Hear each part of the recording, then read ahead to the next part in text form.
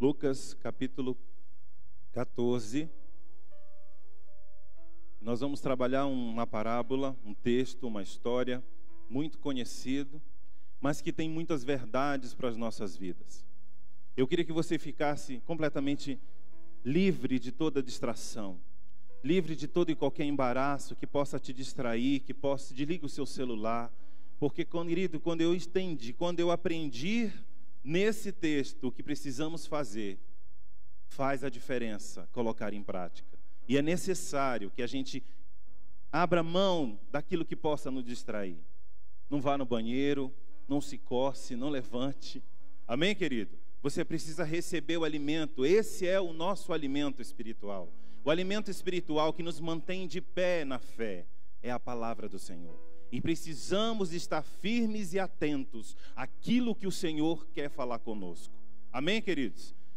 Aleluia. Queridos, em Lucas, no capítulo 14, antes de entrarmos no texto, eu queria mostrar a vocês que existe um contexto da época quando Lucas escreveu esse livro. O contexto da época era a segunda geração da igreja. A segunda geração da igreja, mais ou menos 70 anos depois de Cristo. Mais ou menos 40 anos depois, lá na frente, a segunda geração, e é nesse contexto que Lucas escreve. Uma igreja na segunda geração, uma igreja que não estava mais naquela primeira geração, que a primeira geração experimentou de Deus, através de Jesus, o sobrenatural do nosso Jesus, o Nazareno, aquele que veio à terra, aquele que fez milagres, aquele que ressuscitou. Amém? Você está comigo? Você entende que na primeira geração as pessoas viviam um período de vida completamente diferente do que temos hoje. E isso já começou na segunda geração, que dirá hoje. Qual é a nossa geração hoje? Desde a igreja primitiva. Então, queridos, nesse contexto, a primeira geração da igreja vivia um avivamento pleno, vivia de uma forma extraordinária, estavam experimentando Jesus na terra. Experimentaram depois os discípulos, depois que foram cheios do Espírito Santo, esses discípulos iam por todos os cantos, assim diz a Bíblia, pregando, ensinando, curando em nome de Jesus. Não era assim? Concorda comigo, irmão? Senão você dorme. Amém, queridos? Era dessa forma que a primeira geração da igreja vivia, era nessa fé, era uma fé motivada pela experiência plena de estar vivenciando Jesus. A segunda geração já não participou dos olhos viram, só os ouvidos ouviram. Porque Jesus não habitava mais na terra. Ficaram os discípulos, ficaram as experiências, ficaram o boca a boca daqueles que tinham a palavra no seu coração, e aquilo não podia morrer. A segunda geração vivia isso, porque a primeira geração vivia como? De uma hora para outra, Jesus ressuscita e passa por entre uma porta, no meio de todo mundo, completamente ressuscitado. Queridos, isso era extraordinário de se presenciar e de viver. Mas a segunda geração estava só ouvindo o que aconteceu. Mas mesmo assim existia aquele momento da empolgação. Então naquela primeira geração a gente ficava como se fosse assim, se pudéssemos estar ali. Qualquer hora Jesus vai voltar. Jesus vai voltar a qualquer momento, qualquer hora ele vai passar por essa porta, qualquer momento ele vai adentrar aqui e vai ser uma maravilha. E aquela expectativa e a fé se renovando dia após dia por essa presença. Na primeira geração. Na segunda geração já começou a oscilar, já começou a vacilar, a fé começou a enfraquecer, as pessoas começaram a colocar dúvida no seu coração. Será que ele vem? Será que Jesus um dia voltará? Será que vamos experimentar tudo aquilo que ele disse que vamos experimentar? Na segunda geração era assim. Que dirá hoje? Como anda a igreja hoje? E assim, é nesse contexto que Lucas vai escrever. para esse tipo de gente. As pessoas estavam vivendo essa situação. E você lembra que Jesus, enquanto estava na terra, Jesus em todo o tempo, ele era cutucado pelos fariseus, pelos saduceus, por todo mundo, experimentando verdadeiramente se aquele homem estava vindo do reino do céu.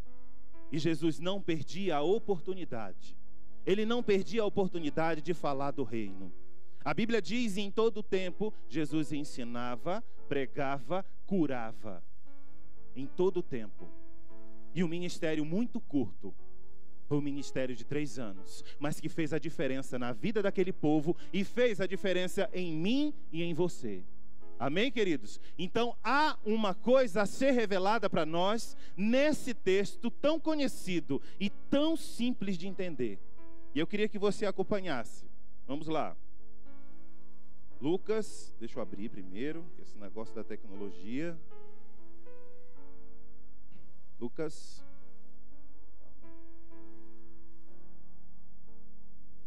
Lucas, capítulo 14, a partir do versículo 15. Jesus havia, antes de ler, Jesus já tinha sido convidado a jantar na casa de um fariseu. Então, como Jesus não perdia a oportunidade, ele começou a falar para as pessoas ali presentes naquele jantar sobre as coisas do reino. E como Jesus falava? Jesus falava através de parábola. Por quê? Por que parábola? Porque não era claro.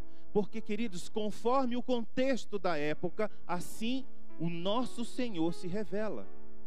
Naquele período, falar por parábolas eram voltadas para quem?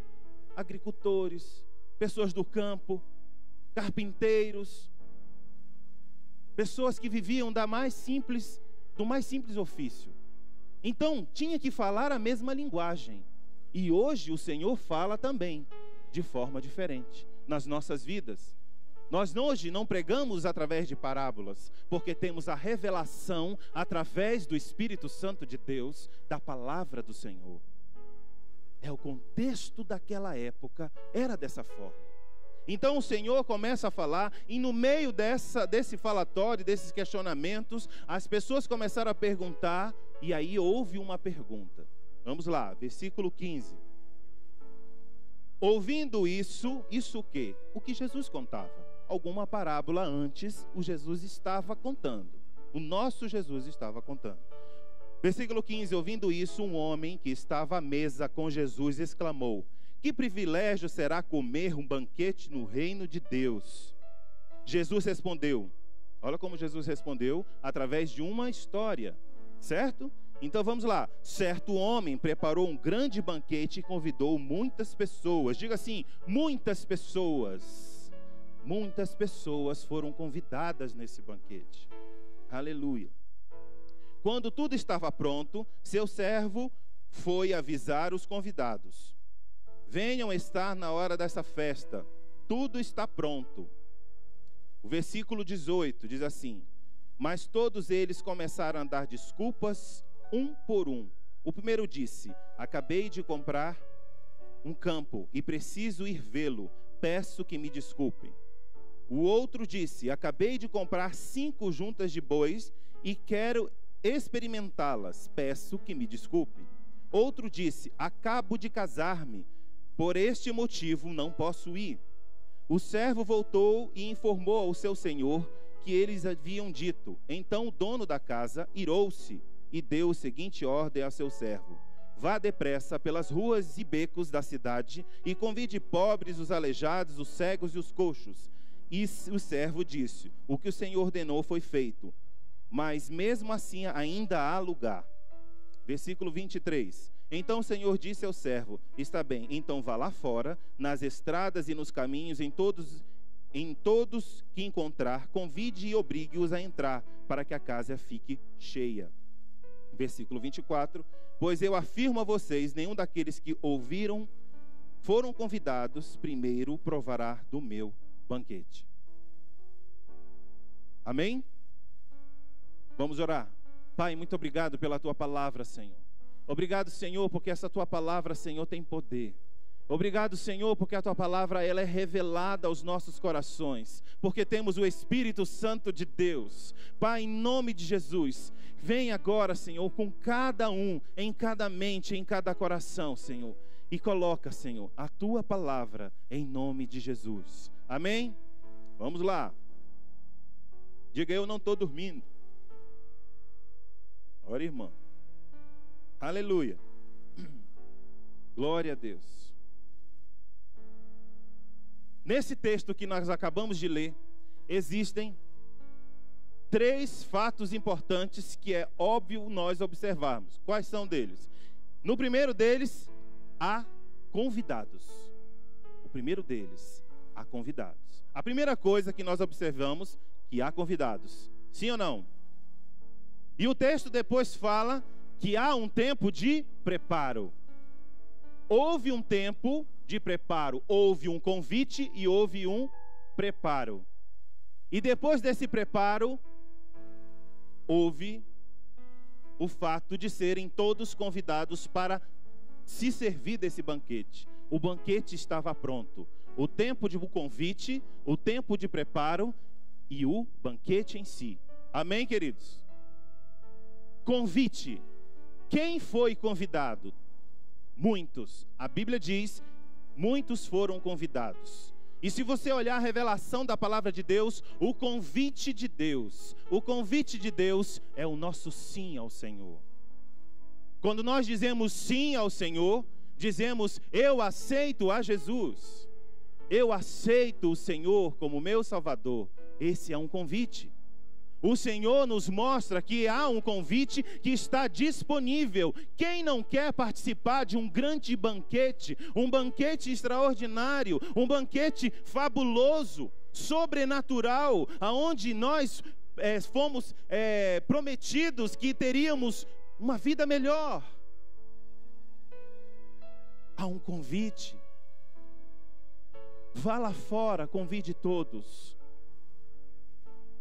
E nessa noite, 99% das pessoas que estão aqui receberam esse convite. Quantos receberam esse convite? Levanta a mão. Fomos convidados para apreciar, degustar, nos deleitar num banquete que viria. Mas a outra parte que precisamos observar, que existe um tempo de preparo. Houve um momento em que foi preparado, vai ser preparado. Esteja com o seu convite na mão. Você foi convidado para estar aqui nessa noite, através de Jesus. Mas existe um ponto, e esse ponto é que é perigoso para nós, irmãos. O tempo de preparo.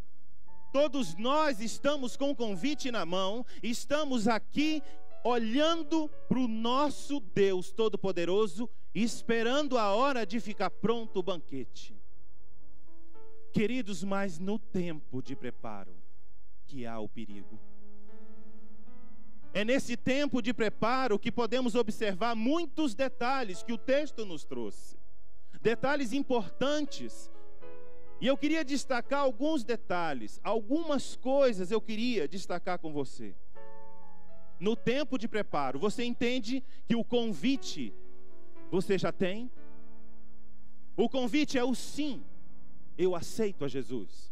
É o período que nós nos empolgamos porque temos a Jesus. É o período que nós começamos a falar que eu sou nova criatura em Jesus. Eu faço a diferença nessa terra.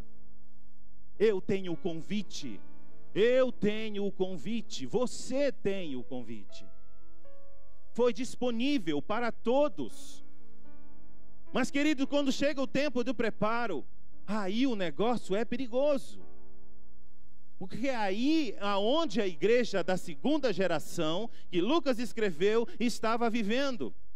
A oscilação da fé, uns empolgados, outros descrentes. Era assim que a igreja vivia e é assim que a igreja vive hoje. Sim ou não? Sim, queridos. Então, nesse contexto do tempo de preparo, o tempo de ficar pronto esse banquete, que é um perigo. E você vai entender. A primeira coisa que precisamos entender nesse tempo, se pensarmos que o banquete é para agora. A primeira coisa que nós vamos nos dar mal é se pensarmos que o banquete é para agora. Houve ou não houve o que acabamos de ler? Um tempo de preparo. O nosso erro é achar que é agora. Então recebemos o convite: onde está a comida? Aonde está a comida? Aonde eu posso? Onde tem isso? Eu quero o melhor, eu quero viver, eu quero presenciar, eu quero experimentar desse banquete agora. Aí você vem, em momentos de glória, você vem com frustração. Você se frustra, porque não aconteceu no seu tempo. Não aconteceu na hora que você recebeu o convite. Não é assim? Aí você recebe o convite e você na hora você já está pronto e vai comer? Não. Temos um convite de casamento daqui a 15 dias, daqui a 2 meses, daqui a 1 semana. E você espera esse tempo. Assim foi o convite desse Senhor. Você e eu, todos nós recebemos. E o primeiro deslize nosso é achar que é curto. O tempo é curto. Eu aceitei a Jesus, eu tenho Jesus no coração, agora eu quero o resultado. O tempo é de Deus. Deus que sabe o tempo que o banquete está pronto. Para cada um de nós tem um tempo. Amém, querido? Aleluia. A corrida, ela não é curta. Diga: a corrida não é curta. Esse tempo pode acontecer muitas coisas nesse tempo de preparo. A primeira delas é essa de acharmos que ela é curta, e aí vem a frustração. Poxa, me tornei crente, hoje eu levantei minha mão e eu estou aqui na casa de Deus e nada acontece comigo. Há um tempo de preparo para você experimentar o melhor de Deus. Essa é a primeira coisa, acharmos que é curto. O segundo ponto, dentro do tempo de preparo, é acharmos que é fácil. É simples. A Bíblia diz, através de Jesus, que no mundo tereis aflições, mas não se preocupe, tenham bom ânimo, eu venci o mundo. E quando Jesus se refere a isso, querido, ele não está se referindo à sua conta de luz que você não pagou ainda. Ele está se referindo à perseguição por você ser crente, por você ser evangélico, por você ter optado por Ele como Senhor e Salvador da sua vida. E aí é um contexto e um conjunto que você não consegue nem entender. Parece que tudo está se voltando contra. E a gente diz: o inimigo está furioso e ele se levanta. É nessa hora do tempo de preparo que Deus está preparando você. É na hora do preparo que Deus forja o nosso caráter. É nesse período de espera, achando que é curto, há frustração. Achando que é fácil, há frustração. Não é fácil. Não é fácil. Jesus passou o que passou e venceu. E não foi fácil. Paulo passou o que passou e venceu. E não foi fácil. Quem mais podemos citar? Que passou o que passou e no final teve a vitória. Mas ele não disse foi fácil, foi mole, né? Mel na sopa, como é que dizem? Não é fácil. Há uma carreira, há um caminho, há uma forma, há um tempo que devemos esperar de Deus para que possamos assentar na mesa com Ele e experimentar desse banquete. Isso é necessário para que a igreja cresça. É necessário para que a igreja se fortaleça. Não vem tempestade, não vem murmurinhos e não vem nada, nenhum levante do diabo vai te tirar do caminho. Porque você está esperando no Senhor. Você está firme no Senhor. Você não se esmorece por qualquer coisa. A sua fé é inabalável. Essa é a proposta de Deus. Esta é a ideia do Evangelho para nós. E esse é o ensinamento de Deus para nós. Precisamos ter isso em mente, que temos o convite na nossa mão, mas temos também um tempo de espera, um tempo de preparo, que não é curto e não é fácil. Aleluia! Aleluia! Glória a Deus. Está recebendo, meu irmão? Uma das outras coisas que podemos observar neste tempo, que nós já vimos na leitura, que as pessoas recebem o convite e esse tempo não chega. Sabemos que não é rápido, ou seja, não é curto. Sabemos que não é fácil, mas você começa a seguir o seu dia a dia. Você começa a sua vida tem que seguir. E é bíblico isso. O risco de nós aceitarmos a Jesus, o Evangelho, é acharmos que é agora, não é isso? Mudou. Eu era pobre, sou rico. Eu tinha um Fusca, hoje eu tenho uma Mercedes. Não é assim? Morava na Ceilândia, hoje moro no Parkway. É assim? Não é assim. Não é assim. E aí vem os riscos a máscara do diabo, ele começa mascarando as coisas, e você aceitou e não quer conhecer esse Pai, porque Jesus é o nosso Pai. Deus é o nosso Pai. E como chamamos de Pai aquele que não conhecemos? Como, meus irmãos? Temos que conhecer através da palavra, através do entendimento da sua palavra, que nos diz: nós perecemos porque não conhecemos as Escrituras, que fala de quem? Do caráter de Deus. Os riscos nós temos, e dois deles dentro desse tempo eu queria frisar com você: o materialismo. Começamos a correr atrás da nossa vida. É lógico, precisamos. Mas como foi lido aqui, um comprou uma terra. Desculpa, não vou poder ir. Eu tenho que cuidar da minha terra. O outro comprou, mas não sei o que, de bois, e não vou poder, que eu quero experimentar.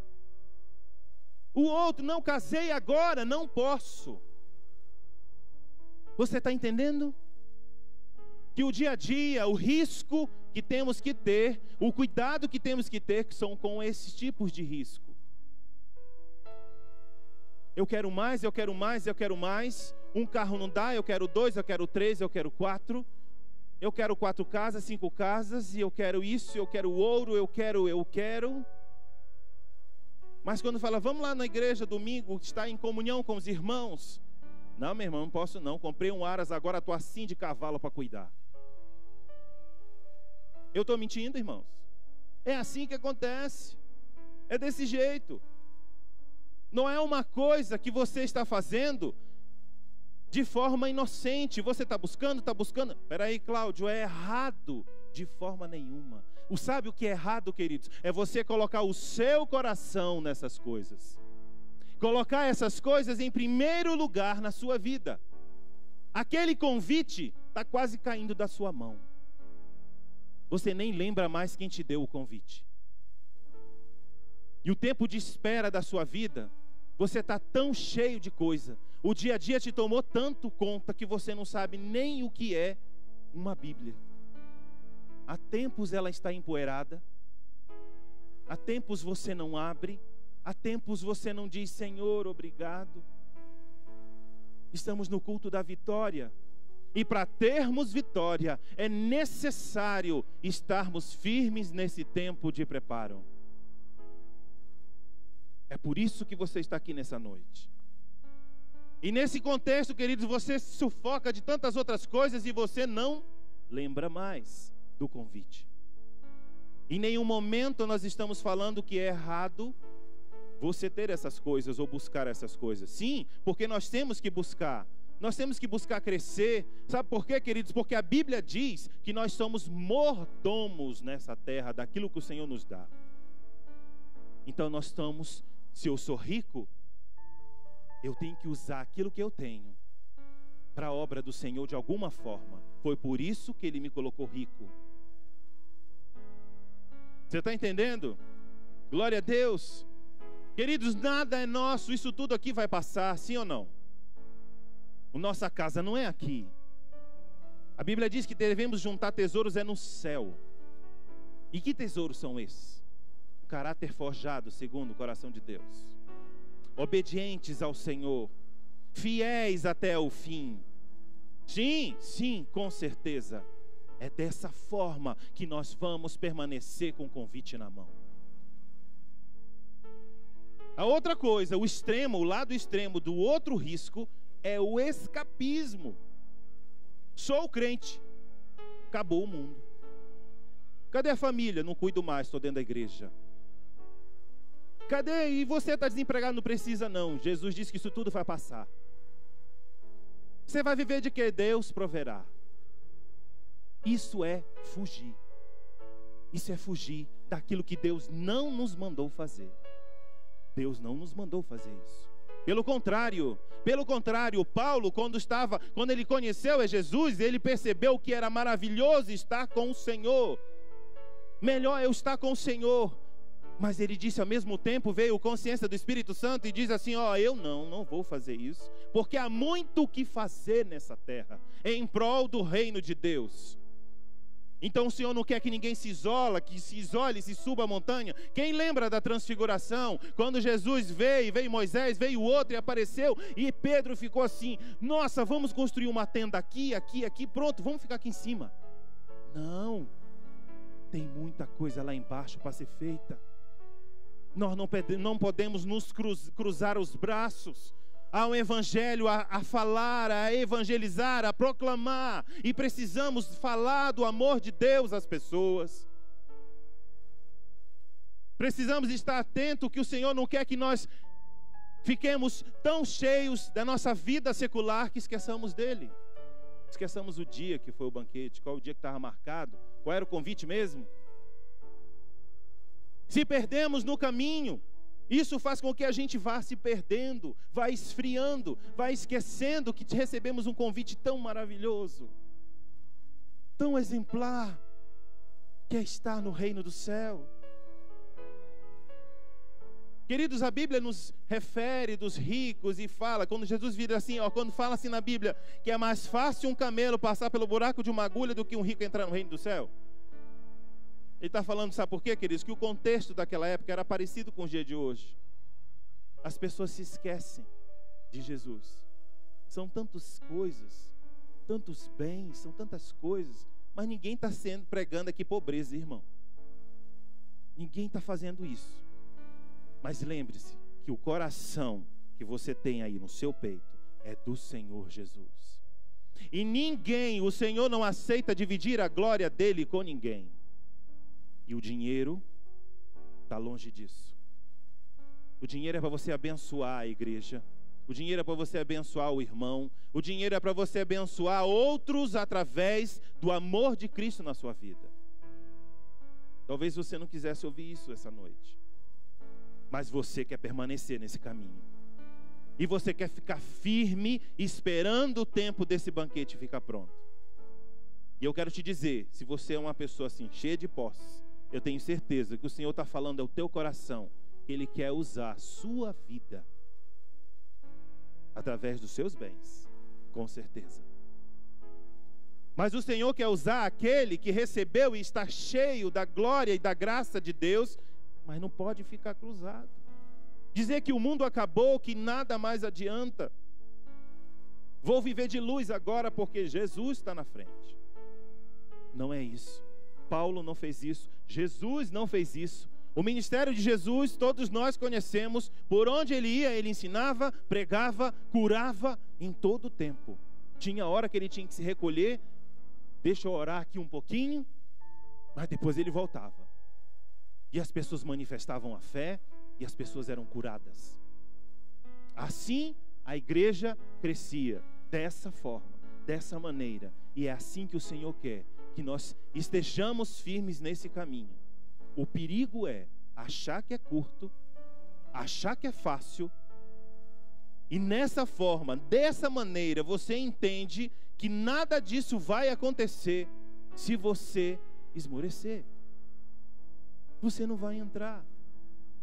Você não vai participar. Foi isso que nós acabamos de ler. Nós não vamos participar de um banquete se entrarmos por essa linha. Não vamos experimentar. Você vai se encher de desculpa. E a Bíblia diz que não entra. Aqueles que foram convidados foram rejeitados. E depois ele manda chamar quem? Aleijados, pobres, mendigos.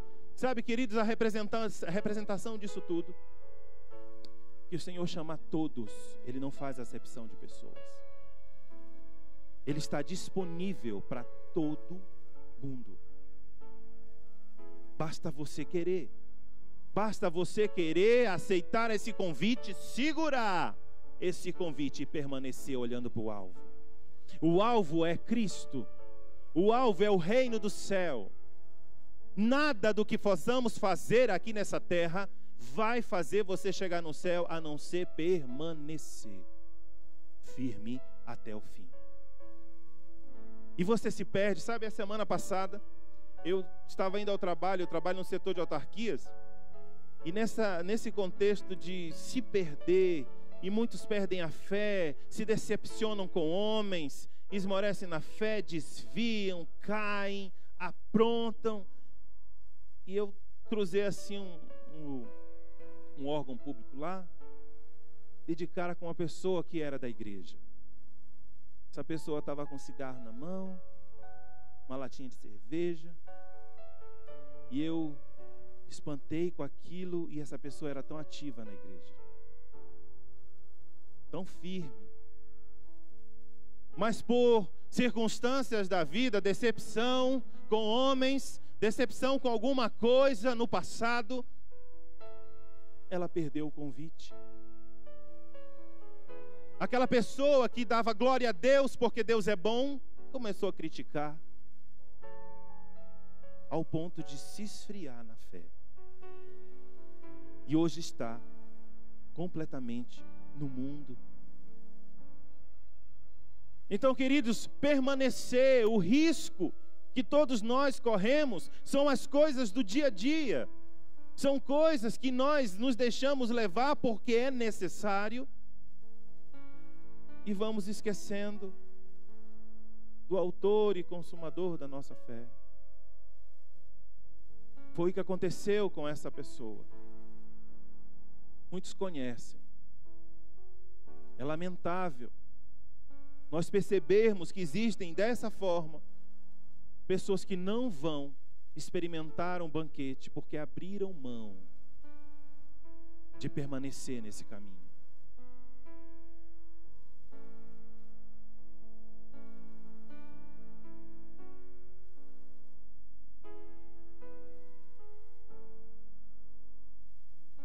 Nesse contexto, queridos, dessa palavra, nós precisamos entender que há algo a mais para fazer. O segredo para as nossas vidas, o segredo das nossas vidas é estar firmes diante do Senhor. Por quando chegar esse banquete, onde nós vamos experimentar aquilo que é bom, aquilo que é maravilhoso, é na glória. Sim, porque a Bíblia diz que aqueles que permanecerem até o fim receberão a coroa da vida. Nessa noite eu não sei como você entrou aqui. Eu não sei como você está. Eu não sei se você já deixou o convite cair das suas mãos. Talvez você nunca nem pegou esse convite. Mas eu quero dizer para você que há esperança de renovar a sua fé. Há esperança de renovar a sua vida nessa caminhada com Jesus. Não olhe a circunstância, não olhe o meio que você vive, olhe para Cristo. Porque isso que vai fazer a diferença nesse tempo de preparo que estamos vivendo. A igreja tem se esfriado, a igreja tem deixado de orar, de buscar individualmente. Pessoas frias, longe de Deus. O caminho é Jesus. A resposta das nossas vidas, nem todas elas nós vamos ter. Mas uma coisa nós temos certeza: aqueles que permanecerem no caminho vão chegar na glória, vão experimentar o melhor. A Bíblia diz lá em Eclesiastes 7, no versículo 8, que não importa o início das coisas, mas como elas vão acabar. Não importa como você começou essa caminhada, não importa como você conseguiu esse convite, a forma que você recebeu o convite foi de amor. Um convite que te chama para um banquete. Mas você precisa entender, você precisa colocar isso de vez na sua cabeça, no seu coração, no seu entendimento, que é necessário permanecer. Quantos homens e mulheres de Deus estão se perdendo porque deixaram a vaidade, o orgulho, a soberba subir ao coração?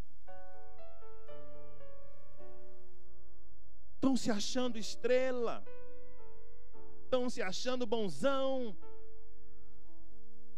julgadores da fé alheia. Deus requer de nós uma vida com intimidade. Não importa os começos, mas sim o fim. Você entrou torto, mas você vai sair direito, consertado, arrumado na presença de Deus.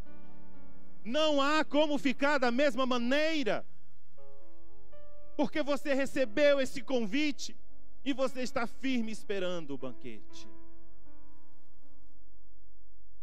Por isso você tem que ficar firme, permaneça, não olhe a circunstância. Fique firme. É doença? Fique firme, você vai ser curado. Porque a glória do Senhor é que conta na sua vida e na vida da igreja. Eu falei isso na escola dominical. Uma vez eu ouvi um pastor dizer que se você for curado, milhões de pessoas vão ver a glória de Deus. Mas se você não for curado, você vai ver a glória de Deus. Então é glória.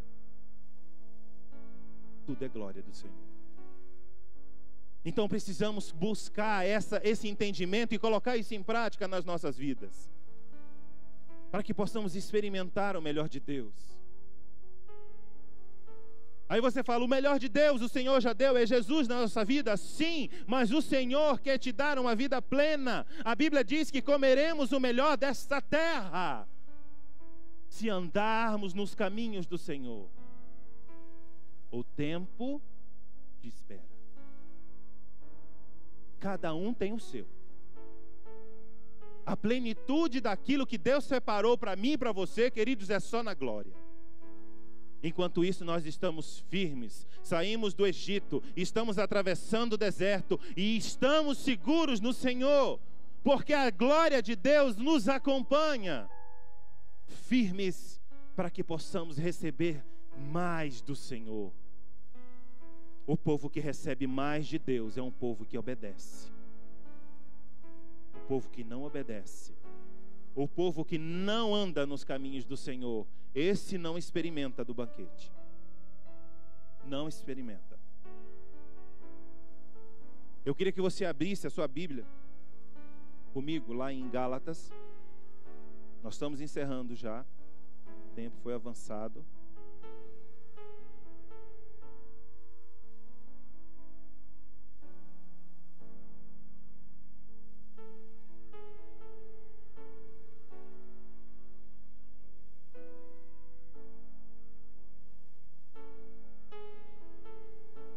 Aleluia.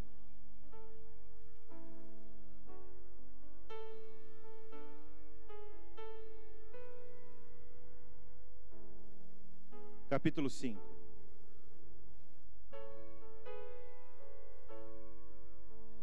Para isso Deus te chamou. Para isso Deus te convidou. Para isso o Senhor chamou você aqui nessa noite. A Bíblia diz: para a liberdade que Cristo nos libertou. Permanecei, pois, firmes e não vos dobreis novamente a um jogo de escravidão. O mundo nos escraviza, mas Jesus nos liberta. Eis que eu, Paulo, vos digo que se vos deixar de circuncidar, Cristo de nada vos aproveitará. E de novo testifico a todo homem que se deixar circuncidar, que está obrigado a guardar toda a lei.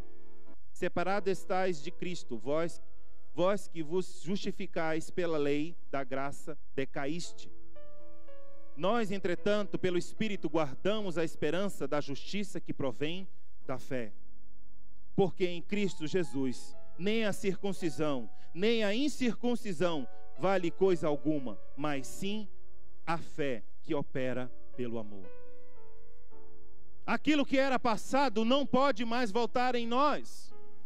Aquilo que era mundo não pode mais voltar em nós. Assim a palavra de Deus nos diz: foi para isso que você foi livre. Somos livres no Senhor. Há renovo na presença de Deus. Há renovo diante da adoração de Deus, porque o convite nos foi dado, nós estamos firmes na preparação, esperando a hora. Vem, meu filho, senta aqui e come. Porque fomos livres através de Cristo Jesus. Você está nessa noite aqui no culto da vitória. Você veio ouvir algo que vai fazer diferença na sua vida, e eu creio que você ouviu nessa noite. A permanecer nesse caminho, a permanecer firme com o convite na mão. Eu não vou esquecer o dia do banquete. Eu estou atento, porque eu sou livre em Jesus. Eu fui liberto da escravidão. Não mais há Egitos na minha vida. Você entende isso? Eu queria que você se levantasse, colocasse a mão no seu coração. Aleluia. Porque Deus é bom. Porque Deus é bom. E eu creio que o Senhor fez a diferença nessa noite. Fez a diferença na vida de pessoas aqui que entraram desacreditadas. Desacreditadas na fé. Desacreditadas nesse evangelho. Desacreditadas de que Deus possa mudar a história da sua vida. Eu quero te dizer que você entrou enganado. Jesus é o único que pode mudar a história das nossas vidas.